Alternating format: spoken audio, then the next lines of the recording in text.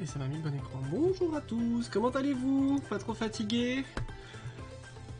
On va faire du code de la route ce matin, ça va piquer. Un truc de fou. On va faire du code de la route, on va essayer de jouer correctement, d'être bon. On en est à où là aussi, au niveau du code? On va regarder où on en est. Ah, j'ai le retour.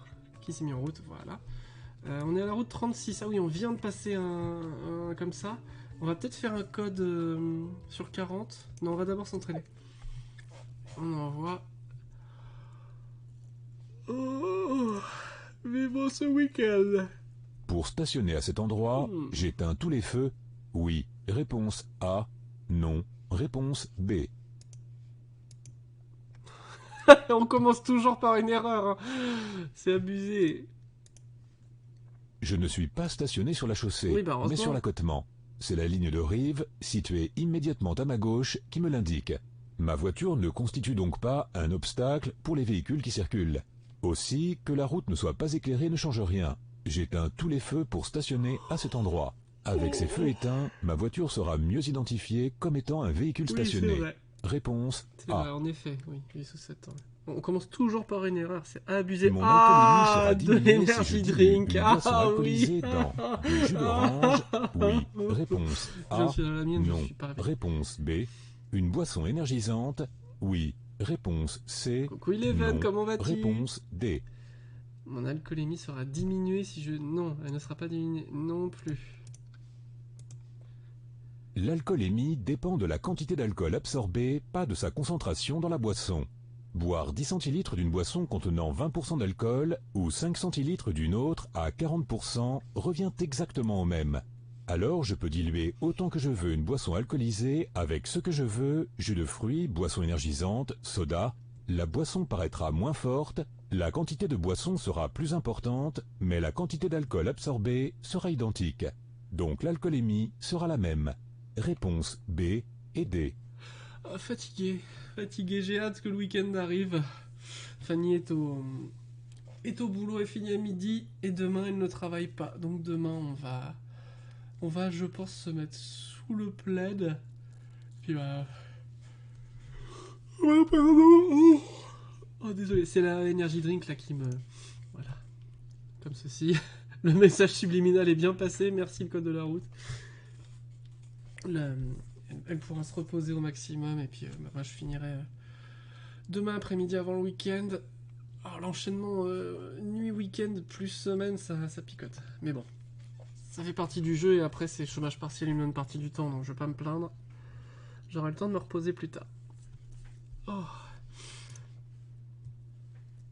Ce panneau m'oblige à m'arrêter. Si un usager arrive de droite Oui, ou ce de panneau gauche, m'oblige à m'arrêter, oui. Réponse A, non. Réponse B, si aucun usager n'arrive de droite ou de gauche, oui. Réponse C, non. Réponse D. Ouais, je laisse répondre le monsieur. Hop. Un stop oblige à s'arrêter, même si je pense qu'aucun usager n'arrive de gauche ou de droite. Un stop, 1. Je m'arrête. 2. Je regarde si un usager arrive de la gauche ou de la droite. 3. Je m'engage si je peux le faire sans gêner et sans surprendre qui que ce soit. Réponse tous des A stops et C. qui ne sont pas respectés. Je pourrais jouer à la manette. C'est le mode grosse flemme. En mode je me cale et hop, je joue à la manette. Tac, tac, tac. Hop. Incroyable. L'intervalle de sécurité avec la voiture devant moi est suffisant. Réponse A. Insuffisant. Réponse B. C'est combien de diodes bleues? C'est l'équivalent de une diode bleue de... Je sais plus. Oh, t'inquiète pas, hein, quand on pourra se reposer, on va se reposer. Netflix va être mis à la télé. Lisande sera à l'école. Les filles demain seront à la maison. Et puis vendredi, Lisande à l'école. Les filles chez la nounou. Fanny au boulot. Et vendredi matin, je dors. Je vais porter tout le monde. Je vais me recoucher. Ça va faire du bien. Après, je crois que c'est tout le monde en ce moment. Le mois de novembre, il est dur pour tout le monde. Est-ce que c'est suffisant? Je crois que c'est une diode bleue. Hein. Non, c'est 2. Dans les Deux tunnels, lumières bleues. les lumières bleues sont J'avais des oublié. repères pour aider les usagers à respecter les intervalles de sécurité minimum. Quelle que soit la vitesse, même si la circulation est très ralentie ou qu'elle s'arrête, il doit toujours y avoir deux lumières bleues entre deux véhicules qui se suivent.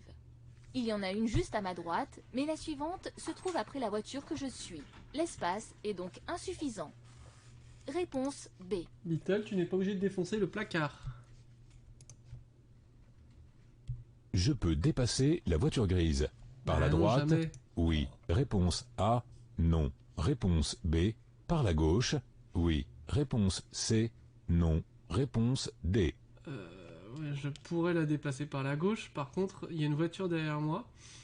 Et il y en a une autre qui arrive là. Donc, je vais d'abord la laisser passer. Donc, techniquement, non. Le dépassement par la droite généralement est interdit, généralement sauf s'il y a deux interdit. fils, Il peut parfois être autorisé lorsque les fils de circulation Voilà. ne vont pas dans la même direction ou lorsque la circulation est très dense, organisée en fil ininterrompu, c'est-à-dire dans un bouchon. Ce n'est pas le cas ici. Même si cette voiture semble circuler dans la voie centrale sans raison, je n'ai pas le droit de la dépasser par la droite. Je ne peux pas non plus changer de fil pour la dépasser par la gauche. Une voiture, visible dans mon rétroviseur, circule déjà dans la voie centrale. Je dois donc attendre. Réponse B et D. C'est pour ça que tout le monde reste sur la file centrale pour ne pas avoir à attendre. En cas de croisement difficile, c'est à moi de faciliter le passage. Oui. Réponse A. Non. Réponse B. Oui, surtout que ça a l'air d'être une déneigeuse. Je vais rencontrer un engin de déneigement. Il est en action Comme laisser descendre l'indiquent les ces gens feux du bus, bleus hein. qui Ça fait fonctionnent. plus de place à Je lui l'intérieur facilite après. le passage, c'est-à-dire que je serre à droite et je m'arrête pour plusieurs raisons. Déjà, pour ne pas le gêner dans sa mission. Ensuite, parce qu'il déplace beaucoup de neige et qu'avec ma vitesse, cela peut créer un choc contre ma voiture au risque que je perde le contrôle. La route est glissante.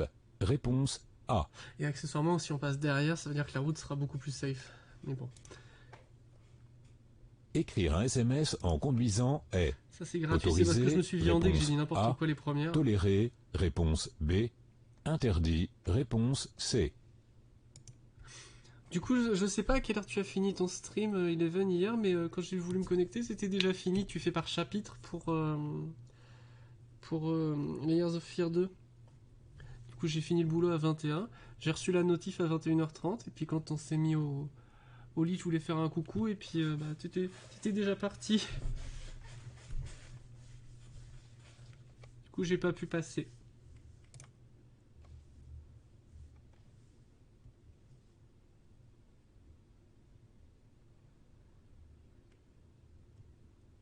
Je dois être à 50 km/h. D. Ces panneaux. Réponse A. Uniquement en entrant dans les virages. Réponse B. Non, je dois être à 50, je dois être à 50. Enfin, c'est gratuit Les ces panneaux de questions. danger sont des panneaux avancés, c'est-à-dire qu'ils sont placés de 50 à 150 mètres en amont de ce qu'ils annoncent.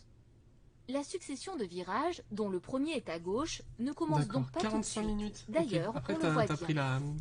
En revanche, T'as pris la technique, les là, limitations pour, de vitesse prennent pour bien effet avancer. là où elles sont implantées, même si, comme dans cette situation, le panneau est fixé au même support qu'un panneau de danger. À hauteur de ces panneaux, ma vitesse devra déjà être de 50 km/h maximum. Réponse A. C'est d'ailleurs quelque chose qu'on peut remarquer dans cette franchise, c'est que on peut faire le jeu super vite si on pense à regarder aux bons endroits et on peut le rusher, ou bien on peut prendre le temps de tout observer, tout regarder. C'est assez variable selon les joueurs. Je pars vite car je suis claqué, malheureusement tu m'étonnes, surtout si tu fais le boulot de ta collègue qui ramasse pas et qui se barre avant toi. Pour dépasser les cyclistes, l'intervalle de sécurité minimum à laisser est le même que pour dépasser les piétons. Oui. Réponse A. Non. Réponse B. Y a-t-il un piège? Pour dépasser les cyclistes, l'intervalle de sécurité minimum est le même que pour dépasser les piétons. C'est 1,50 m hors agglomération. Je sais plus combien c'est en ville. Je dirais oui. L'intervalle mètre minimum en de ville, 1,50 sécurité m pour dépasser les 50 cm me piétons est paraissait effectivement trop le court. même pour dépasser les cyclistes trop dangereux. ou tout autre usager fragile tel que les motards, à savoir 1 mètre en ville et 1,50 m hors agglomération. Attention cependant, pour certains usagers, il existe une zone d'incertitude plus étendue que pour d'autres. C'est le cas par exemple pour Ouais. les enfants, imprévisibles par nature. Dans ce cas, il est nécessaire de laisser un intervalle plus grand. Réponse A. Ce qui au fond n'est pas vraiment respecté. Lisandre, il n'a pas encore 3 ans. Si je lui lâche la main et qu'il est sur un trottoir, les voitures ne font pas un écart pour autant sur le côté. Si, il y en a de temps en temps qui le font, au cas où ils décideraient d'aller se précipiter sur la route. Mais globalement, ils se disent il est sur le trottoir, ils font leur vie et ils s'en fichent. En mettant le pied au-dessus du frein, mon temps de réaction sera plus rapide. Oui, réponse A. Non, réponse B. Alors, définition du temps de réaction, c'est le temps qu'on met pour comprendre ce qu'il se passe. Et pour... Alors, est-ce qu'on rajoute le temps de prendre la mesure?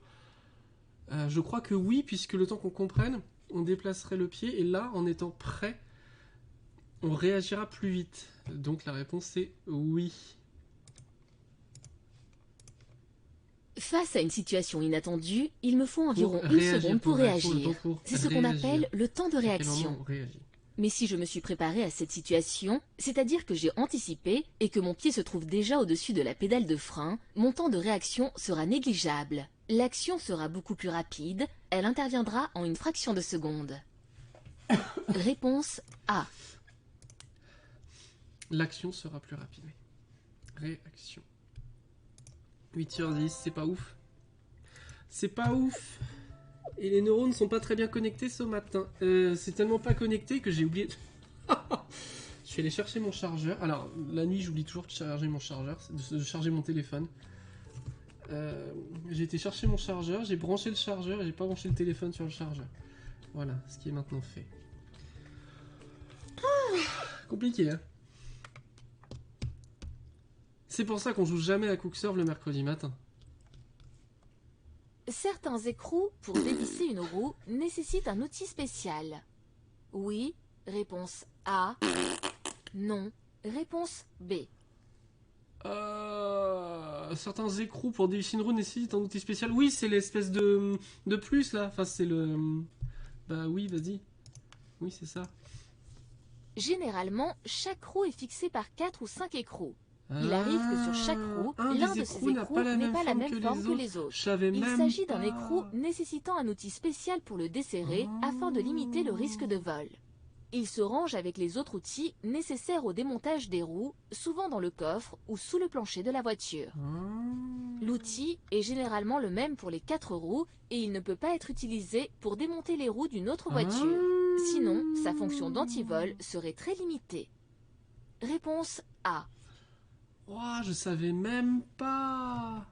Ok, d'accord. C'est logique dans ce sens, mais je savais même pas. Ok. Je peux m'arrêter le long du Non. trottoir. Oui, réponse A. Non, réponse B. Sauf devant la gare à Clermont-Ferrand où tout le monde le fait. Ils ont mis des barrières et du coup, bah, les gens s'arrêtent à côté des barrières. Pour aller chercher des clubs. L'arrêt et donc le stationnement le long du trottoir Après, sont c'est bête interdits d'avoir forcé lorsqu'une ligne jaune borde le fait celui-ci. d'avoir enlevé des places, puisque Ce de n'est toute pas le façon, cas il y dans avait cette situation, c'est mais une ligne garanti qu'il y aurait continue dû sépare faire. les deux sens de circulation. En Fallait m'arrêtant le aménager. long du trottoir, j'obligerai les usagers arrivant derrière moi à franchir cette ligne continue, ils seraient alors en infraction. La ligne continue à ma gauche interdit donc de s'arrêter et donc de stationner à cet endroit. Réponse B. Il fallait simplement organiser 3 places d'arrêt minute pas très très loin, puisque à la place maintenant c'est le gros bazar, et en plus bah, elles sont en double fil. Et elles gênent les piétons, et elles gênent le tram, et elles gênent les taxis, et elles gênent tout le monde. Je m'engage.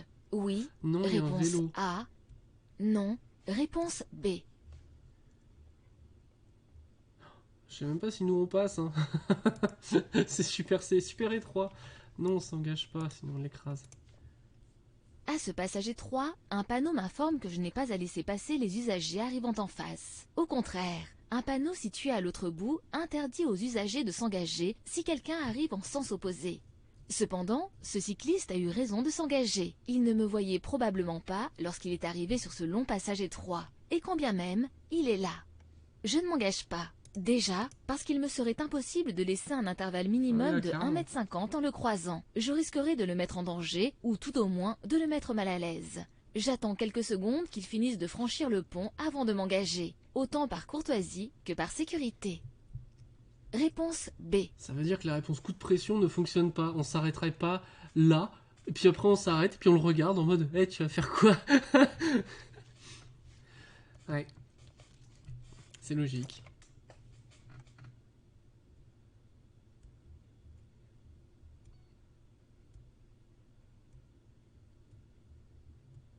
Je peux suivre le véhicule qui dépasse. Y a pas de marquage Oui. au sol. Réponse A. Non. Réponse B. Y a pas de marquage au sol qui délimite deux voies. Hein. Donc là, il s'est fait plaisir, mais ça c'est chaussée glissante, mais on s'en fiche. Non, on est sur une seule voie qui a été élargie. Mais non, je ne suis pas censé le... Pourquoi? Y a pas de marquage au sol? La ligne de gauche est continue, ce qui m'indique que Ouais. la chaussée est à sens unique. Dans ce cas, suivre un Mais y a véhicule pas qui de- dépasse est autorisé. En effet, celui-ci ne risque pas de me masquer un autre véhicule arrivant en Ouais. face. Personne n'étant sur le point de me dépasser, je peux commencer le dépassement dès maintenant. Réponse A. Mais dans ces cas-là, comment on peut être sûr que derrière ça ne se rétrécit pas? En fait, ça peut être un élargissement temporaire de la chaussée qui se réduit juste après. C'est pas logique. Et s'il n'y a pas de marquage là, il peut pas y avoir les petites flèches qui m'obligent à me rabattre. Pertinence du déplacement. Du dépassement. Oh là là. Le dépassement peut être une manœuvre dangereuse du fait de la position sur la chaussée, du fait qu'elle est inhabituelle. L'usager distrait n'intègre pas toujours la possibilité qu'il soit dépassé, et de l'écart de vitesse. Bah ouais, il n'y a pas de flèche parce qu'il n'y a qu'une seule voie. Enfin, moi je considère qu'il n'y avait qu'une seule voie. Est-ce que ça va être noté? Je vais essayer de trouver un exemple dans le cours où on n'aurait aucun marquage au sol. Enfin, là, il y avait un marquage au sol, il était sur la gauche qui indiquait qu'on était sur une voie chaussée séparée. Savoir renoncer à un déplacement. Un dépassement, oh là là! J'ai trop du mal ce matin. Si le dépassement ne se passe pas comme prévu, que le véhicule dépassé accélère, même si c'est interdit, qu'un véhicule arrive en face plus vite que prévu, qu'un usager entame un dépassement devant moi et ne masque la visibilité, ou que j'ai mal évalué la situation, tant pour dépasser place pour me rabattre, il est alors préférable de renoncer au dépassement plutôt que de continuer la manœuvre coûte que coûte. Je vérifie mes rétros, je mets le clignotant à droite, je reviens sur la voie de droite sans gêner, sans m'énerver. Ils disent pas grand chose, hein. Ils disent pas grand chose. Là, ce qui fait foi, donc, c'est ce qui est là, pour m'indiquer que je peux dépasser, puisqu'il n'y aura personne en face. Et c'est tout. Par contre, si derrière la voie là se referme, comme il n'y a pas de marquage ici, il n'y aura pas de petite flèche, donc je le saurai au dernier moment. Et je peux quand même doubler. C'est ça qui me surprend. Bon. Les feux rouges me concernent si je vais à gauche. Oui. Réponse A. Oui, jusqu'à un tram. Non. Réponse B. À droite. Oui. Réponse C. Non. Réponse D. On est où là? On est à Angers. Avenue de la Tranchée. Les feux rouges clignotants sont liés à la traversée de la voie de tramway. Ils me concernent uniquement si je vais à gauche. Pour tourner à droite, je n'ai pas à en tenir compte. Sinon, ces mêmes feux seraient installés du côté droit également. Réponse A et D. Ou alors il serait installé à droite, mais ici pour l'ensemble. On aurait un feu tricolore. Je m'arrête. Oui, réponse A. Non, réponse B. Voilà, là le piéton fait n'importe quoi, on va pas l'écraser. Ce piéton a manifestement pris des risques en traversant ici. Il y avait certainement un meilleur endroit pour le faire. Mais la situation est telle qu'elle est. Mieux vaut freiner immédiatement, sans excès, puisque je suis suivi. En effet, je ne connais pas ses intentions. Va-t-il attendre ou au contraire se précipiter? En m'arrêtant, il pourra traverser et la situation sera plus claire pour tout le monde. Réponse A. Ouais. Par contre, c'est à cause de piétons comme ça que quand on traverse dans les clous au bon moment, en respectant les feux, qu'on se fait refuser les priorités. Quand on est piéton. Je cède le passage en face si je vais tout droit. Oui. Réponse A. Non. Réponse B. À droite. Oui. Réponse C. Non. Réponse D. Est-ce que... Alors, il est en intervention, c'est une ambulance. Est-ce qu'elle fait partie des véhicules de secours qui sont prioritaires, comme les flics et comme les pompiers? Ça paraîtrait logique que oui. Donc si je vais tout droit, je le laisse passer. Et si je vais à droite aussi. Il faut être cohérent dans mes réponses. Voilà. Le feu qui me concerne est vert, ce qui m'autorise à passer. Je n'ai donc normalement pas à céder le passage si je vais tout droit ou si je tourne à droite, à moins qu'un piéton ne traverse. Mais en face, une ambulance dont les avertisseurs spéciaux fonctionnent s'apprête à tourner sur sa gauche. Elle est en mission. Je lui facilite la progression en m'arrêtant, que j'aille à droite ou tout droit. Réponse A et C. Du coup là, tu as commencé le click and collect. Tu t'occupes de remettre au client à l'extérieur du magasin. Tu fais du conditionnement. Comment ça s'organise pour toi en ce moment? Une ligne de dissuasion indique une zone dangereuse. Oui, réponse A. Non, réponse B. Tireté rapproché égale dépassement interdit sauf véhicule lent. Bah oui, on voit pas ce qu'il y a en face puisque la route a du relief. Et en plus, il y a une voiture derrière. Enfin bref. Et il peut y avoir des tracteurs. Indique une zone dangereuse. Oui, c'est pour ça qu'on réduit. Pourquoi sur une route à double sens peut-on rencontrer une ligne de dissuasion qui doit dissuader de dépasser? En général, parce que la route présente des problèmes de visibilité, sommets de côte, virages, ou des intersections où la visibilité n'est pas bonne, c'est-à-dire des zones dangereuses. Donc, au-delà des risques liés à un dépassement, une ligne de dissuasion doit m'inciter à être particulièrement vigilant, voire à ralentir. Réponse A.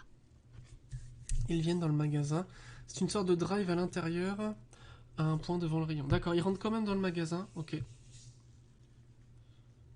Et du coup, si c'est un click and collect, c'est-à-dire qu'ils ont déjà payé d'avance, donc ça fait déjà ça de moins à gérer au niveau nettoyage des mains et désinfection et gestion de la caisse. Ok.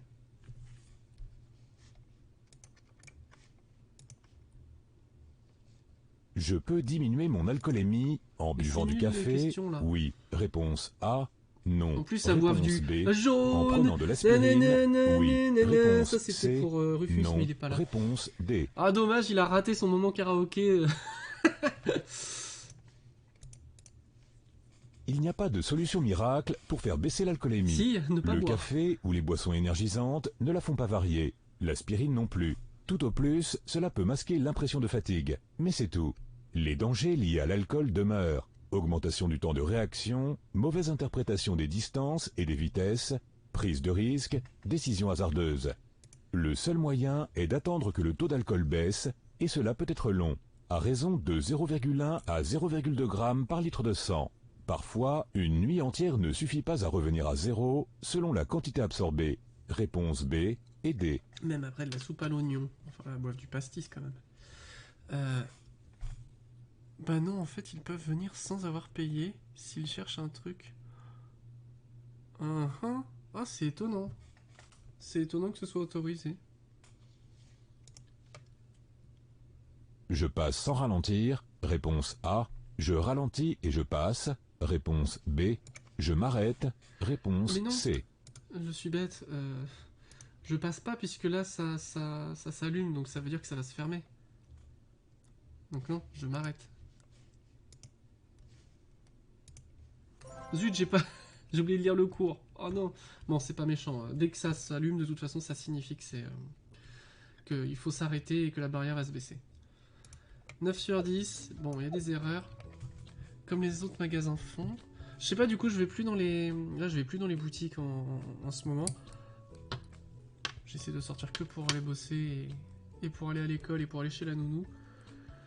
Avec mes 3 attestations.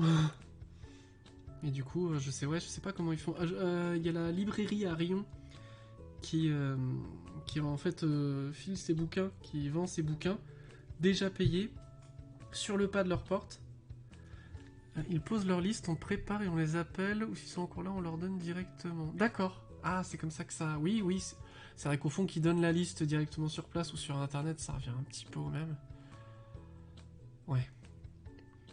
Moi j'ai un souci avec, avec les clients à l'hôtel, c'est quand ils veulent s'installer à un endroit, bah, s'ils achètent de la nourriture ici à l'hôtel et puis qu'ils me demandent pour s'installer, je leur dis bah vous allez en chambre, j'ai pas le droit de vous servir pour que vous consommiez sur place.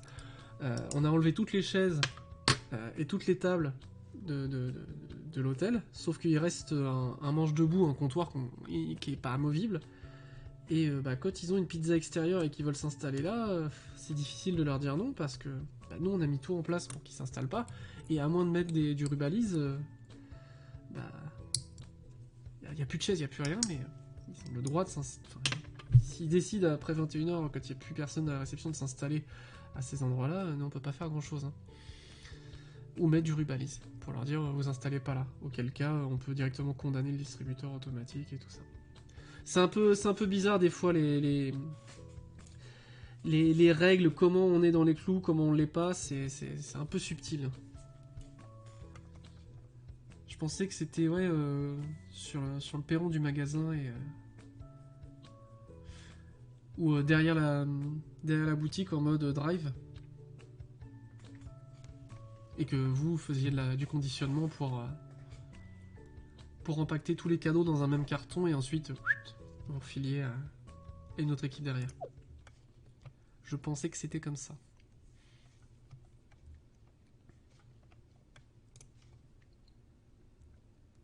Je suis à 30 km à l'heure. Je mets le pied au-dessus du frein. Réponse A. Je freine réellement. Réponse B. C'est la première question de la série, donc je vais me tromper. Je suis à 30 km/h, je mets le pied au-dessus du fond, je freine réellement. On va freiner réellement. Il est sur la route et il y a le gamin qui est sur la route aussi, donc c'est dangereux pour eux. Le trottoir de droite est étroit et un groupe de piétons y circule, dont des enfants. Je dois m'attendre à un écart ou à la perte d'équilibre de l'un d'entre eux. La situation étant vraiment risquée, je ne fais pas que mettre le pied sur le frein, ce qui réduirait mon temps de réaction. Je freine réellement pour réduire aussi ma distance de freinage si besoin. Réponse B. Yes. Totalement. Mais je pense que va y avoir plus de commandes et quand le client vient la récup en magasin, on lui donne. C'est le mieux, hein. Enfin, comme ça fait des interactions extrêmement courtes. Et pour vous, c'est plus sécurisant. Pour le client, ça évite qu'il traîne trop. Et puis, si en plus il a tendance à sortir un masque de sa poche qu'il n'a pas changé depuis des semaines, c'est quand même plus safe qu'il arrive, qu'il récupère son truc direct et puis qu'il se barre. Hein. Pour les équipes qui bossent et qui côtoient des gens comme ça, il vaut mieux que ce soit super court. Bon, je me suis pas trompé sur la première question. Je cède bon. le passage. Oui. Réponse A. Non. Réponse B. Ah, c'est la gendarmerie, ils sont en intervention, on va leur laisser le passage quand même. On n'a pas de rétro, donc on laisse le passage. Le véhicule de gendarmerie est en mission urgente. Ses feux bleus fonctionnent et il a Oh là là, manifesté on va à son intention de Saint-Étienne. s'engager. C'est son Regarde, clignotant à gauche qui me l'indique. Saint-Étienne à Il droite. s'agit d'un véhicule prioritaire. J'ai Le donc Puy, obligation oui, de lui céder le complètement passage. entre la Loire et la Haute-Loire. Réponse A. Je crois qu'on est en Haute-Loire là. Yssingeaux-Monistrol sur Loire. Je crois que c'est ça. C'est un véhicule prioritaire, même à l'heure de l'apéro. Ah zut, je l'ai dit. Oh, on peut plus rigoler. Respect à tous les gendarmes, hein, j'apporte mes filles à la gendarmerie 3 fois par semaine. Je veux pas de problème. En plus, ils En sont cas gentils. de Comme collision en chaîne, je fais un constat avec le conducteur que j'ai percuté. Oui. Réponse A. Non. Réponse B. Le conducteur qui m'a percuté. Oui. Réponse C. Non. Réponse D. En cas de collision en chaîne, on fait un constat avec tout le monde de toute façon. En cas de collision en chaîne, par exemple lorsqu'une file de voitures est impliquée, je fais un constat avec le conducteur du véhicule que j'ai percuté et avec le conducteur du véhicule qui m'a percuté. En effet, mon assureur a besoin des coordonnées de tous les conducteurs impliqués dans le choc qui me concerne. Attention, si un véhicule m'a propulsé dans un autre, lors d'un choc à l'arrière notamment, je dois l'indiquer dans le constat afin de dégager ma responsabilité. Réponse A et C.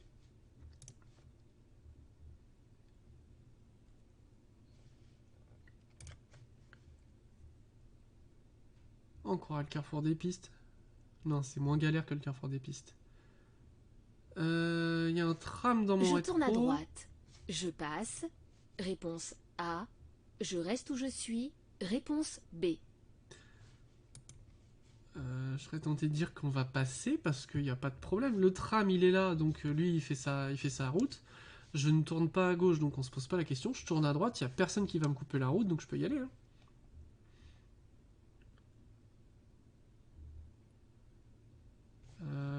Ça m'indique simplement que ici, la traversée est interdite. Non, je passe. J'arrive à un carrefour à sens C'est giratoire. la première fois que je Personne vois un n'arrive de rond-point gauche, avec un mais de tram qui l'autre passe au côté du milieu. Hein. rond-point, des feux rouges clignotent en alternance, ce qui impose l'arrêt. Suis-je concerné si je tourne à droite? Absolument pas, puisque ces feux interrompent la circulation des voitures pour laisser passer le tramway visible dans mon rétroviseur. Je ne coupe pas ces voies si je tourne à droite, donc n'aurai pas à m'arrêter. Yes. Réponse A. C'est où ça? C'est à... Oh, on n'arrive pas à voir. Oh, c'est écrit trop petit. En tout cas, le coup du rond-point avec le tram qui passe au milieu, c'était peut-être pas la meilleure idée. Le contrôle du niveau de ce liquide s'effectue avec une jauge, réponse A, Toutes les par questions transparence, mécaniques, je suis en réponse B, PLS. sur terrain plat, réponse C. Alors celui-là, ça va être par transparence, ça paraît logique. Hein. Sur un terrain plat, bah oui, comme tous les niveaux, sinon ça sert à rien. Avec une jauge, bah non, c'est pas un niveau d'huile. Ça c'est quoi? Qu'est-ce que c'est ce truc? C'est le niveau d'eau, du liquide de refroidissement? Ou c'est le... Ça va être marqué là. Attention, c'est chaud, oui. Voilà. Camélique niveau 3 ans. C'est le liquide de refroidissement, c'est le liquide de frein ou c'est... J'en ai aucune idée, hein, je blague pas. Je ne sais pas si c'est le liquide de frein, le liquide de refroidissement ou le lave-glace. Mais le lave-glace, je crois que c'est bleu pour bien le dissocier. Dans tous les cas, c'est la réponse B et C. Ce réservoir, Liquide de refroidissement. est relativement translucide. Quelle Pourquoi? horreur. Pour pouvoir contrôler son niveau par transparence. Cela évite de l'ouvrir, ce qui peut être dangereux concernant le liquide de refroidissement. Il est sous pression et peut se mettre à bouillir et déborder si le moteur est chaud. Ce niveau, comme tous les autres, doit être contrôlé sur terrain plat afin d'obtenir une mesure précise. Réponse B et C. La prochaine fois, je découvrirai à quoi ressemble le liquide de frein et où ça se met et où ça se contrôle. Pour l'instant, bah non, je sais pas. Vérification des niveaux. Ah, mais il y a un cours dessus, c'est bien. Terrain plat, moteur doit être froid. Si le terrain est en pente, la lecture des niveaux sera faussée. Si le moteur est chaud, la lecture de certains niveaux, notamment d'huile, risque d'être faussée également. Et je risque de me brûler. Oui. Ou en ajoutant, comme ça fait les projections. Les niveaux doivent être vérifiés au moins une fois par mois, et c'est à la portée d'un enfant de 12 ans. Eh, c'est bon, hein. Je suis pas venu ici pour me faire tailler. Le plus difficile est de repérer les différents réservoirs ou jauges. Bah voilà. Mais la notice d'utilisation détaille parfaitement où il se trouve et la marche à suivre. L'huile moteur sert avant tout à la lubrification et participe à son refroidissement. Certains véhicules affichent le niveau d'huile au moment de mettre le contact. Oui. Si c'est rouge, on prend pas le volant. Si c'est orange, on fait attention, on vérifie, on surveille. Si c'est rouge, il risque de casse moteur. Mais le mieux reste de contrôler régulièrement le niveau visuellement. C'est vrai que c'est assez facile à faire. Quand j'étais gamin, je le faisais, mais seulement sur l'huile. Le reste, je m'en fichais, je laissais faire mon père. Le niveau doit être compris entre le mini et le maxi. Oui, si j'en ajoute souvent une fois par mois, c'est qu'il y a une fuite ou que le moteur a un problème sérieux ou qu'il fait énormément de route. Je dois faire réparer pour conserver une voiture en bon état et éviter toute pollution. Attention, le voyant rouge indiquant une basse pression d'huile n'indique pas un manque d'huile. En ajouter ne réglera pas le problème. Ce défaut n'est pas obligatoirement lié au niveau d'huile. Le contrôle du niveau de liquide de refroidissement, oh, le fameux, se fait par transparence. Je vérifie que son niveau se situe bien entre le mini et le maxi, tac tac. S'il est proche du mini, je fais le complément avec un liquide adapté à ma voiture, ouais, on met pas de l'eau quoi. Si je dois faire le complément trop souvent, c'est soit qu'il y a une fuite grave puisque le liquide est sous pression, soit que le liquide part dans le moteur, ce qui pourrait le détruire. Le liquide de refroidissement est un liquide spécifique. Il contient entre autres un antigel et un détergent. En cas de baisse de niveau, je ne fais pas le complément avec de l'eau. Je n'ajoute jamais de liquide de refroidissement si le moteur est chaud. Lors du dévissage du bouchon, le liquide peut se mettre à bouillir et de l'eau sous pression Et de la vapeur brûlante peut s'en échapper, l'effet cocotte minute. Le liquide de frein, le fameux. Ok, donc lui, il n'est pas sous pression. Le liquide de frein, comme le liquide de refroidissement, se vérifie par transparence. Ok, les petits niveaux, ils sont là. Je contrôle que son niveau se situe bien entre le mini et le maxi. S'il est proche du niveau minimum et que mes plaquettes de frein sont anciennes, mes plaquettes de frein sont anciennes, c'est normal. Je n'en ajoute pas. S'il est proche du niveau minimum et que mes plaquettes sont anciennes, c'est normal. Je n'en ajoute pas, le niveau baisse pour compenser l'usure des freins. Oh, quoi? Je comprends pas la logique. Le niveau baisse. Ah, d'accord, en fait, ça balance. Le liquide de frein est envoyé, mais pas consommé. Le niveau baisse pour compenser l'usure des freins. Lorsque je changerai les plaquettes, le niveau remontera automatiquement. Donc, on ne recharge pas. Si le niveau passe sous le repère minimum, c'est grave, il y a une fuite. Or, cette fuite se déclare le plus souvent sur les disques ou les tambours, ce qui les rend inefficaces. Le liquide de frein est un liquide gras. D'autre part, une fuite sur ce circuit rend la pédale molle. Plus je freine longtemps, moins la voiture freine fort. Il n'y a qu'une chose à faire, demander l'intervention d'un garagiste. Ok. Selon l'équipement de ma voiture, les niveaux d'autres liquides sont à vérifier. Ah non! Ah non! Ah non! Il y en a plein d'autres. Non, non. Le liquide d'embrayage. Il y a du liquide d'embrayage, je découvre. Ok. Qui transmet la force exercée sur la pédale vers le mécanisme. Ah, je me suis toujours posé la question. Si on bourre comme un malade l'embrayage au mauvais moment, ça risque pas de tout casser? Parce qu'il faut doser l'embrayage. J'ai jamais appuyé sur une pédale d'embrayage, mais il me semble que c'est une question de dosage. On n'appuie pas comme un bourrin, on embraye, on débraye, mais c'est avec de la souplesse. C'est avec. Et donc il y a un liquide d'embrayage qui transmet la force exercée sur la pédale vers le mécanisme. Le liquide d'embrayage qui transmet la force exercée sur la pédale vers le mécanisme. Ok. Ou le liquide de direction assistée. Ah, j'avais pas pensé qu'il y avait du liquide. Oui, en effet, oui, c'est logique. Qui pousse la direction dans un sens ou dans l'autre pour aider la rotation du volant et lubrifie son mécanisme. Oui, en effet. S'il manque du liquide dans un de ces systèmes, il y a une faute. Ouais. C'est qu'il y a un défaut que seul un bon garagiste peut réparer. J'adore la précision bon garagiste. Avec le carburant et ses additifs, le liquide de dépollution, parfois appelé AdBlue, c'est pas interdit maintenant le AdBlue?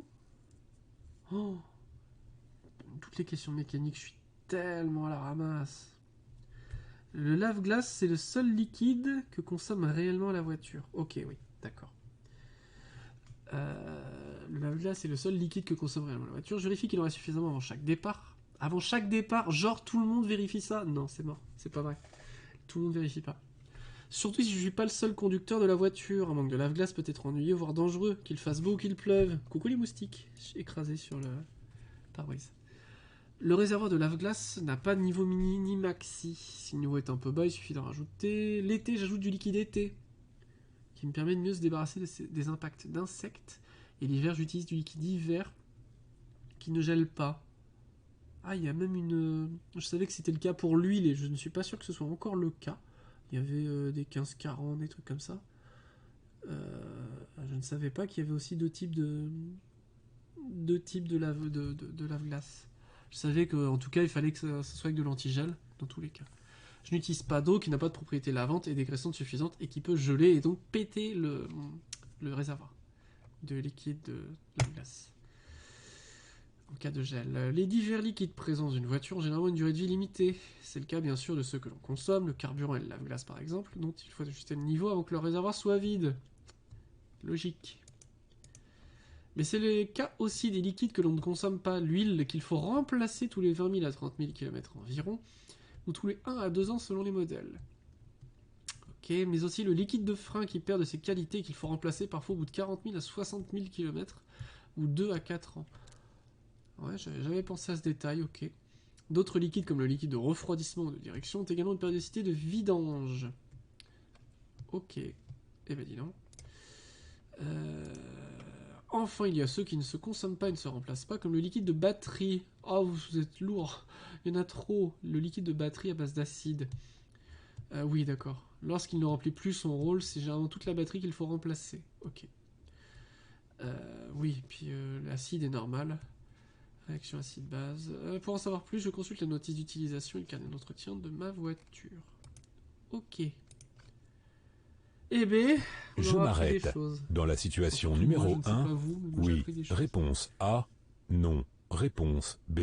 Dans la situation numéro 2, oui. Réponse C, non. Réponse D. Là, je ne m'arrête pas parce qu'il est en arrêt. Et là, je m'arrête parce qu'il est en train de repartir. Dans la situation numéro 1, le bus est en feu de détresse.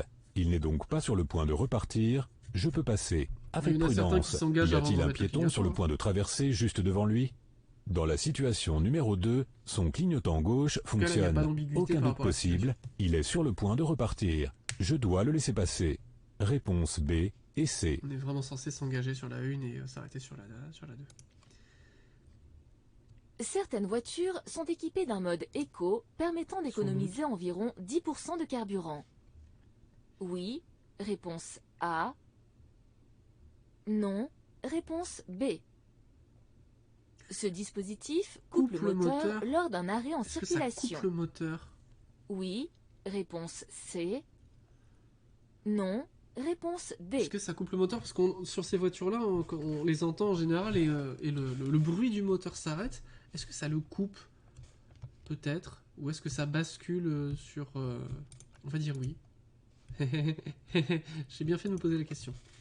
Effectivement, certaines voitures comportent un programme qui gère le moteur différemment, et parfois la boîte de vitesse lorsque celle-ci est automatique, afin d'économiser du carburant. Il permet de réduire la consommation jusqu'à 10%. On peut le trouver avec l'appellation Eco ou sous une autre forme. En revanche, il ne faut pas confondre cette fonction avec le Stop and Start qui coupe le moteur automatiquement à l'arrêt et le rallume lorsqu'on engage une vitesse. Réponse A et D. Ça, c'était mesquin. Le mode Eco et le mode Stop and Start. Ok. Donc en gros, le mode Eco ne coupe pas le moteur et il bascule par exemple soit sur le système électrique ou il coupe certaines fonctionnalités mais il ne coupe pas le moteur. Bon, j'avais bien fait d'hésiter, ça me fait encore une faute. Le tramway Dommage. s'éloigne. Je redémarre. Oui. Réponse A. Non. Réponse B. Un train peut en cacher un autre. Et on respecte le feu de toute façon. Le tramway s'éloigne. Est-ce que je peux redémarrer? Sûrement pas. Le feu rouge clignote toujours, donc interdiction de passer. Il est possible qu'un autre tramway approche, alors qu'il n'est pas visible pour l'instant. Clignotant ou non, un feu rouge reste un feu rouge. On voit pas Ils d'où ont ça la sort. même signification. Réponse B. À la prochaine intersection, je pourrai rencontrer Ce sera un céder le passage. un stop. Oui. Réponse A. Non. Réponse B. C'est un giratoire, donc c'est forcément un céder le Un passage. céder le passage. Ce panneau annonce un carrefour à sens giratoire. À ce type d'intersection, les usagers qui entrent dans l'anneau doivent céder le passage à ceux qui y circulent déjà et qui arrivent de la gauche obligatoirement. Mais aucune obligation de s'arrêter si ce n'est pas nécessaire. C'est pourquoi je vais rencontrer un céder le passage et non un stop. Réponse B et C. Je circule sur une chaussée à sens unique. Oui. Réponse A. Non. Réponse B. Je peux dépasser. Oui. Réponse C. Non. Réponse D. Là, on arrive à un péage. On est sur du sens unique, puisqu'on est à chaussée séparée. Donc, la réponse est oui. Et est-ce que je peux dépasser? Quel est le marquage au sol? Là, il y a des petits picots qui m'indiquent que non. Donc, on va pas dépasser. Je circule sur une chaussée à sens unique, comme le confirme la ligne continue à Oui, gauche. celle-là, oui. Des signaux lumineux sont implantés au-dessus des voies. La flèche verte, située au-dessus de la voie de droite, m'indique que la circulation y est autorisée. La croix rouge, au-dessus de la voie de gauche, m'informe que cette voie est interdite à la circulation. Impossible donc de dépasser la voiture blanche. Réponse A et D. Après, je pensais que ce que ça indiquait là, c'était simplement que la file en question, au bout là, au niveau du péage, était fermée, et pas que la circulation sur cette voie était interdite. Mais après, ça revient au même, c'est-à-dire que si on se met sur la gauche, il faudra qu'on se rabatte sur la droite pour pouvoir passer au niveau du péage. 9 sur 10, dommage. Dommage, dommage. Je fais pas beaucoup de 10 sur 10, hein.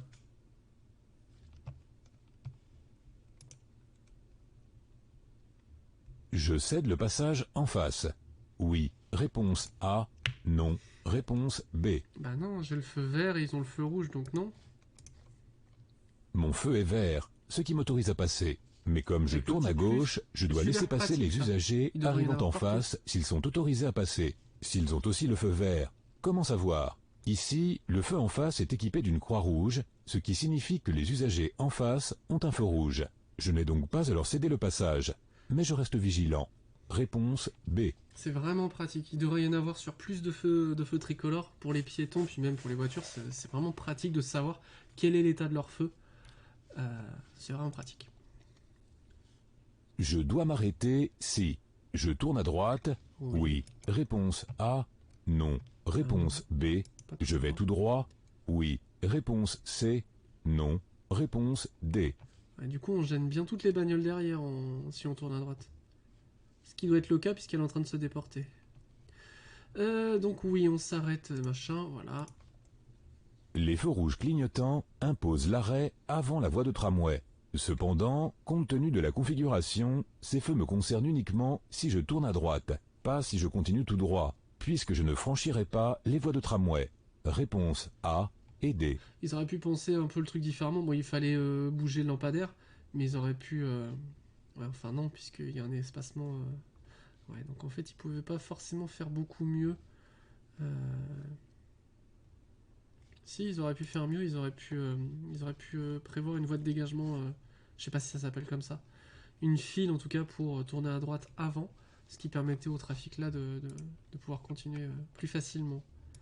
Bref, Cette signalisation oblige à s'arrêter. Si un train arrive, oui. il y a un Réponse A. stop. Non. Réponse B. Il y a un stop.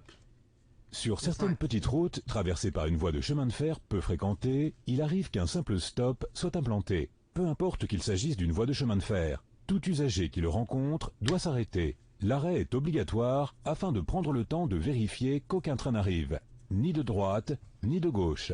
Alors je dois m'arrêter si un train arrive, mais aussi si je pense, à tort ou à raison, qu'aucun train n'arrive. Chaque année, on compte plusieurs dizaines de morts au passage à niveau. Le manque de prudence en est la première cause. Réponse A et C. Oui, c'est incroyable le nombre d'accidents qu'il y a comme ça où les personnes tombent en panne en plein milieu du passage à niveau, c'est impressionnant. Je dois m'arrêter. Oui. Réponse A. Non. Réponse B. J'ai failli pas avoir la flèche. Je peux aller tout droit. Du coup, il sert à quoi ce feu? Il sert que pour ceux qui tournent à gauche. C'est un peu l'embrouille ces trucs-là. À quoi sert le feu si on peut aller tout droit? Là, on peut tourner à droite.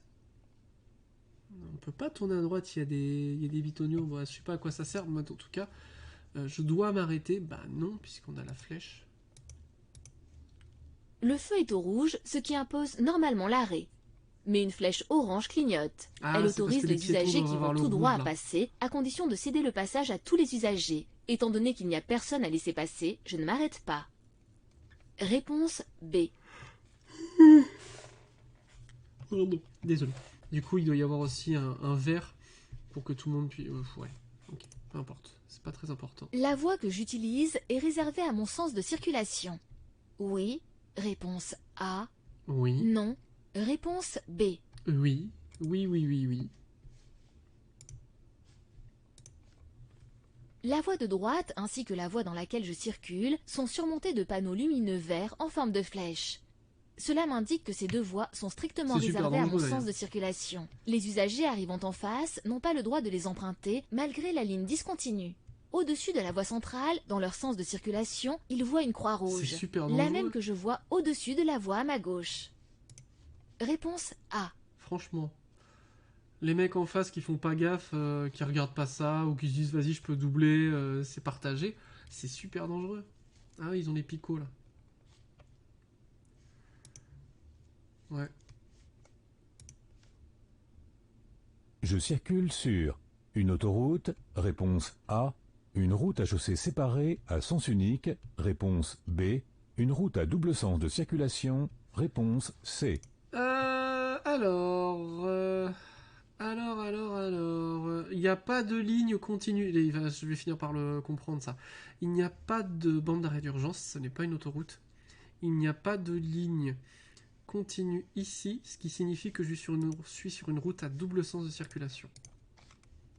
Ça y est, ça rentre. Sur la gauche, je vois un rail de sécurité. Mais cet indice n'est pas suffisant pour en déduire que la chaussée est à sens unique. En revanche, la ligne la plus à gauche est un indice important. Elle est discontinue, ce qui signifie que cette route est à double sens de circulation. Sinon, cette ligne aurait été continue. Réponse C. Oui, d'ailleurs, pour l'autoroute, au fond, c'est pas la bande d'arrêt d'urgence qui compte, c'est à partir du moment où c'est comme ça de ce côté-là, ça veut dire qu'on est en double sens, donc on ne peut pas être sur une autoroute. Les forces de l'ordre peuvent contrôler les émissions polluantes de ma voiture. Oui, réponse A. Non, réponse B. Le niveau sonore de ma voiture. Oui, réponse C. Sur toutes Non, les questions comme réponse ça. Oui. D. Ça me rappelle le sketch des inconnus avec le Crédit Lyonnais. Oui, oui. Donc oui, ils peuvent contrôler tout ça. Lors d'un contrôle routier, les forces de l'ordre peuvent en effet contrôler les émissions polluantes rejetées par ma voiture ainsi que son niveau sonore. En cas de dépassement des seuils réglementaires, je risque une immobilisation et une amende. Réponse A et C.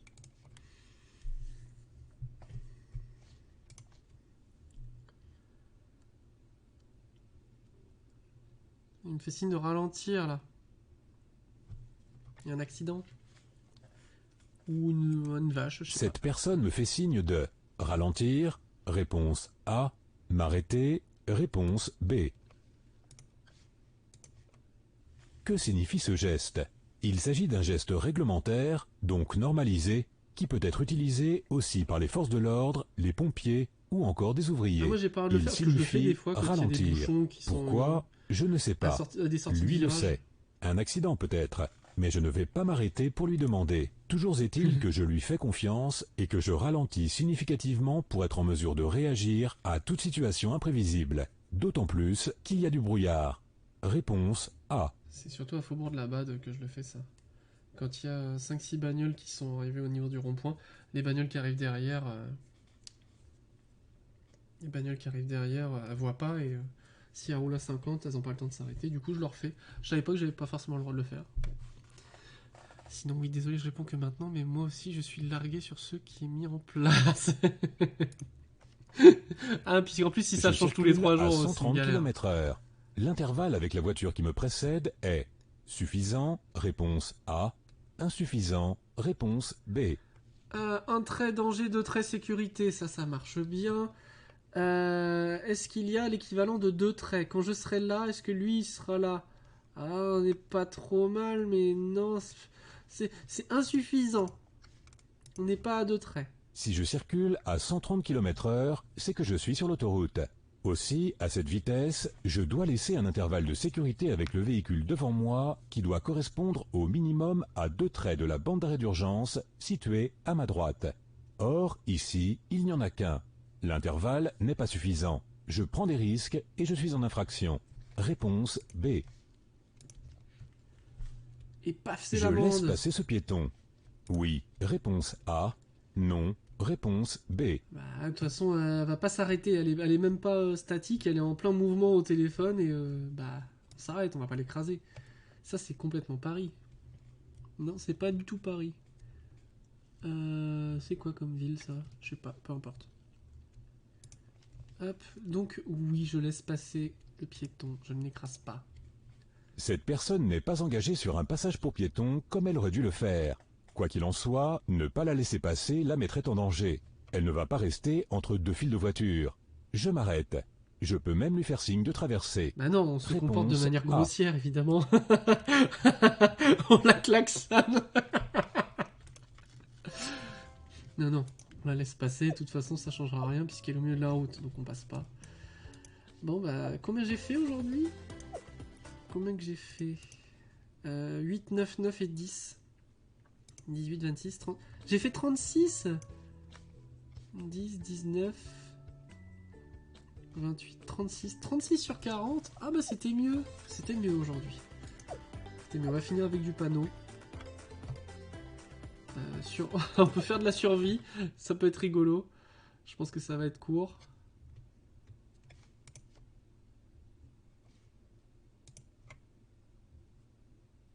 Ah, j'avais déjà une partie en route?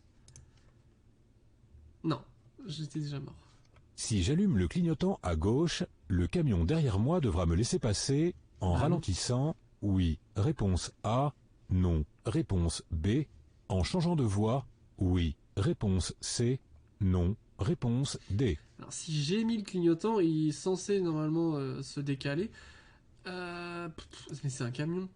Heureusement c'est pas limité en temps. En changeant de voie... oui. Voilà, le mode survie, première question, mort. Je suis au début d'une voie d'accélération. Je dois donc céder le passage aux usagers qui circulent sur la chaussée que je veux aborder, comme le rappelle le panneau au bout de ma voie. Leur céder le passage, cela signifie ne pas perturber leur progression. Ils ne doivent pas être obligés de changer de fil ou de ralentir. À moi de m'adapter. Oui, oui. Je n'ai donc rien à attendre de la part du conducteur du camion. Il peut faciliter mon insertion si cela lui est possible et qu'il veut m'arranger, mais il n'en a pas l'obligation. D'accord. Réponse B et D. C'est pas obligatoire. Ok, voilà. Mode survie, c'était bien.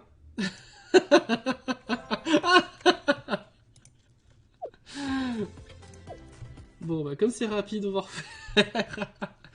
Faut que je récupère Lisandre à 11h30, donc on a le temps de réessayer de dépasser mon record de 3. C'est moche. C'est très moche.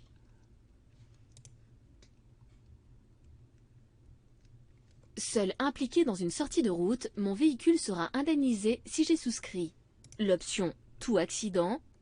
Oui, réponse A. Non, réponse B. L'option dommage collision. Oui, réponse C. Non, réponse D. Alors en fait, c'est les nouveaux noms des touristes coutières, si je comprends bien. Option tous accidents, c'est l'option tout risque, et l'option dommage collision, c'est la dommage au tiers. Peut-être, peut-être pas, je ne sais pas, je connais pas ces définitions. On va essayer de pas se tromper sur celle-là. Dommage collision. Dans une sortie de route, bah, on va être logique, voilà. La garantie dommage collision facultative couvre mon véhicule si je suis responsable de l'accident. Mais il y a une condition. Il doit y avoir un tiers identifié, un autre véhicule ou un animal dont le propriétaire peut être retrouvé par exemple. Elle ne suffit pas pour une sortie de route s'il n'y a aucun tiers en cause. Pour être indemnisé dans ce type d'accident sans tiers identifié, je dois avoir souscrit l'option tout accident, appelée aussi tout risque. Ok. Réponse A L'option tous accidents et D. est aussi l'option tout risque. Ok. Ok. Très bien. Super, on a passé la première question. Si les vitres avant de ma voiture sont surteintées, je risque une amende. Oui, réponse A. Non. Ça, on peut laisser passer, c'est bien. Les vitres avant, le pare-brise et mes vitres des portières avant peuvent être légèrement teintées, mais pas trop. Elles doivent permettre de voir de l'extérieur ce qui se passe à l'intérieur de la voiture, Par contre, on a le en droit d'avoir particulier le conducteur. En les cas de amortisseurs qui font des non-conformité, bons, là, et sauf on raison les va faire médicale, américaines. je risque une amende, un retrait de points sur mon permis de conduire, ainsi qu'une obligation de mise en conformité. Réponse A et C. Sauf raison médicale. Oui. Waouh, troisième question incroyable. Un camion impliqué dans un accident grave comporte cette Oui, plaque. parce qu'il peut y Je avoir dois des gars, des l'indiquer produits lorsque je chimiques donne dedans l'alerte. et, potentiellement Oui, dangereux, réponse inflammable, tout A. ça. À partir du moment où un véhicule impliqué dans un accident comporte cette plaque orange, qu'il y ait des numéros inscrits dessus ou non, c'est qu'il transporte des matières dangereuses. Je dois donc l'indiquer lorsque je donne l'alerte, en précisant ces numéros qui correspondent aux matières transportées, afin que les secours s'organisent en conséquence. Réponse A. Yes. Quatrième question. Les feux qui consomment le moins d'énergie sont les feux LED. halogènes. Réponse A. Au xénon. Réponse B. Normalement, c'est les phares à LED qui LED. consomment le moins. Réponse C. Ah, cliquer à côté. Les feux qui consomment le moins d'énergie électrique, donc moins de carburant, et qui sont aussi les plus performants et qui durent le plus longtemps, normalement la durée de vie de la voiture, sont les feux à LED. Viennent ensuite les feux au xénon et en dernière position, les feux halogènes, les ampoules classiques, qui durent moins longtemps et qui éclairent le moins. Réponse C. Je me suis d'ailleurs posé la question cette semaine puisque j'ai eu une petite séquence changement d'ampoule massive dans l'hôtel, puisqu'on a été livré d'une trentaine d'ampoules classiques, plus des barres, des tubes, enfin voilà. Et ce sont des ampoules halogènes qui montent à 175 degrés. Et quand dans un hôtel on a la petite loupiote qui est sur le point de claquer, bah, il faut que ça soit éteint pour qu'on le change, sinon on se brûle. Puis je me suis dit, oh, cette ampoule-là, elle est presque morte, elle éclaire presque plus, ça fait moche, je vais la changer. J'ai quand même pris une serviette pour changer l'ampoule. Quand j'ai posé la serviette, pas une demi-seconde, hein, sur l'ampoule, ça fait un pssst en mode ça chauffe. Du coup, bah, l'ampoule, elle est toujours pas morte, mais elle est toujours en place. Je l'ai pas changé, je voulais pas perdre mes doigts. Et quand je vois que bah ouais, les LED c'est plus efficace et que c'est plus économique, je comprends pas pourquoi on change pas de technologie pour l'éclairage intérieur. Je comprends pas. Au moins je me suis pas brûlé.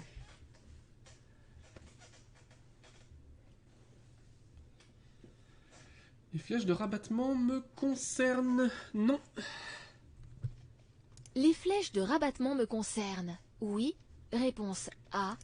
Non. Réponse B. Je poursuis le dépassement. Oui. Réponse C. Non. Réponse D. On dirait qu'il n'y a personne en face, donc oui, je poursuis. Les flèches de rabattement, associées à la ligne de dissuasion, pointent dans le sens opposé. Elles concernent donc les usagers arrivant en sens inverse. Pour ma part, Et ce sont rien des ne phares à LED m'interdit le que tu as ? dépassement et tous les voyants sont au vert. La ligne devient discontinue, la visibilité vers l'avant est bonne, personne n'arrive en face, il n'y a aucune intersection à proximité. Je poursuis donc le dépassement. Réponse B et C. La limitation de vitesse change à partir de ces panneaux. Oui. Réponse A. Non. Réponse B. Je ralentis immédiatement. Oui. Réponse C. Non. Réponse D. Milan-Turin, Chamonix-Mont-Blanc. Fin de section autoroutière dans 400 mètres. 400 mètres, ça va être là. Oui, je peux commencer à ralentir. Je ralentis immédiatement. C'est peut-être un peu sévère. L'imitation change à partir de ces panneaux. Non. En tout cas, non. Je ralentis. Oui, on peut commencer. C'est plus sage. Je vais quitter l'autoroute. La vitesse ne pourra donc plus être limitée à 130 km/h. Mais le panonceau précise que la fin de l'autoroute est à 400 mètres. L'abaissement de la limitation de vitesse ne s'applique donc pas dès ces panneaux. Cependant, plutôt que de freiner, mieux vaut lâcher immédiatement l'accélérateur pour laisser la vitesse retomber. Sur 400 mètres, le ralentissement sera progressif, m'évitera de freiner et si je n'accélère plus, j'économise du carburant. Réponse B et C. 7ème question incroyable. Allez, le but c'est de faire 10. La signalisation va m'inciter à ne pas dépasser. Ça m'incite à ne pas dépasser. La signalisation doit m'inciter à ne pas dépasser. Oui. Réponse A. Non. Réponse B. Il n'y a personne arrivant en face ni sur le point de me dépasser. La ligne médiane n'est pas continue, mais c'est une ligne de dissuasion reconnaissable à ses traits très rapprochés, ce qui signifie qu'un dépassement à cet endroit serait dangereux, peut-être à cause d'une intersection, peut-être pour une autre raison. Difficile à dire, mais le risque est bien réel. Le dépassement ne serait donc possible que si l'usager devant moi circulait à allure lente, ce qui n'est pas le cas. La signalisation m'incite à ne pas dépasser, donc je ne prends pas de risques inutiles. Surtout qu'on a l'air de rouler assez vite. Réponse A. 8ème question, incroyable, on a battu le record. Plus une voiture est équipée en aide à la conduite, plus mon temps de Oh, à réaction chaque fois, est je me trompe susceptible sur de celle-là. s'allonger. Oui. Réponse A. Non. Réponse B. En fait, le temps de réaction, il a rien à voir. Je crois que c'est ça la réponse qu'il faut donner. Oh non. Les systèmes d'aide à la conduite devraient améliorer la sécurité et simplifier la conduite, mais ils peuvent aussi avoir des effets secondaires s'ils ne sont pas bien utilisés. En effet, si le conducteur se sent trop en sécurité et qu'il accorde une trop grande confiance à un système de maintien automatique des distances de sécurité, de freinage automatique, ou s'il regarde trop longtemps ou trop souvent son GPS, il risque de réagir trop tard. Ces dispositifs sont une aide supplémentaire, mais ils ne doivent pas entraîner un relâchement de l'attention. Réponse A. Ah là là. Bon, on a battu le record. Voilà. C'était mieux, c'était mieux. Il y a du mieux. Il y a vraiment du mieux. On progresse, c'est ce qui compte. Et bon, on va arrêter pour aujourd'hui. Comme tous les mercredis, c'est court. Puisqu'à 11h30, il y a Lisandre à récupérer. Je vais prendre du pain au passage. Et puis, je vais réfléchir à ce que je vais servir à Fanny à manger ce midi. Peut-être... qu'est-ce que... des crêpes au fromage, ça lui ferait peut-être plaisir. Qu'est-ce qui lui ferait plaisir sinon? Des lasagnes, ça lui ferait plaisir, mais on n'aura pas le temps. Ah, je peux faire une tarte. Ah ouais, je vais faire une tarte au fromage. On en a une dans le congèle. Ça va être bien. Comme ça, quand elle va rentrer à 13h05, et ben, elle va être contente. On fait un petit raid. On fait un petit raid. Hop, un petit raid. Hop, attends, je remets le... Voilà. Je remets ça, puisque j'ai pensé à un resub tout à l'heure, donc je l'afficherai très fièrement sur ton stream la prochaine fois. Et puis on va raid, elle s'appelle KitKat, c'est pas très original, mais c'est pas grave. Tac. Qui va jouer à Cooksurf Delicious. Je sais pas si vous connaissez ce jeu. Elle parle en français. J'ai une pub en attendant, je vous dirai ça dans quelques secondes. Vous aurez la surprise en même temps que moi. Voilà. Merci d'avoir suivi en tout cas, des bisous.